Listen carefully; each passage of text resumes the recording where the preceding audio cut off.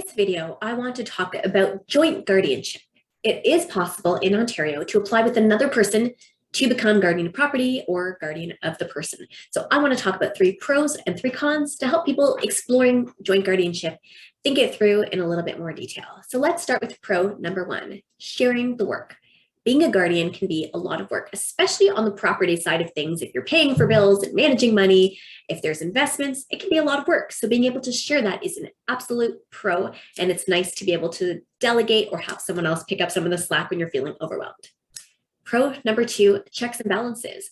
With guardianship, there's always a concern that somebody could mismanage money, abuse their authority. So with 2 or more, in theory, guardians, there can be checks and balances, somebody else who's taking a look and ensuring that things are being done properly and that a person who lacks capacity is not being financially exploited.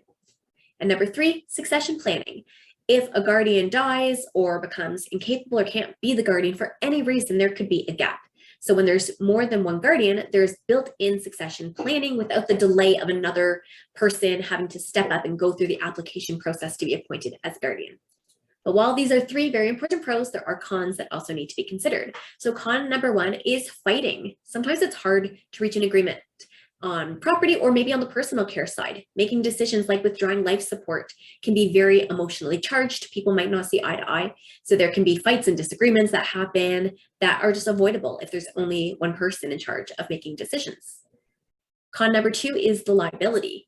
If you are making decisions with another person, you can take on some of that legal responsibility. So if they mismanage the funds, you could end up being responsible, and that's a risk that not everybody wants to take. And finally, it can be inconvenient. For example, let's say both guardians are needed to go to an appointment to meet with a doctor or long-term care home or a bank. Having to get 2 people to get their schedules to line up and maybe even be in the same place, maybe both have to sign checks. It's just inconvenient to have to manage more people and deal with more schedules. So quick recap, we've got our 3 pros: sharing the work, checks and balances, and succession planning. And we've got our 3 cons: fighting, liability, and the inconvenience. So in every case, it will be dependent on the specifics and the personalities and whether they can get along. But hopefully those are some useful factors to consider if you are thinking about joint guardianship.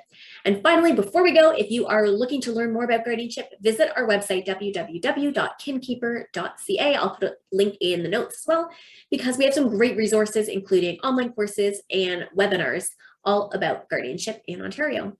So that's it for this video. I hope you learned something new, and I'll see you in the next one.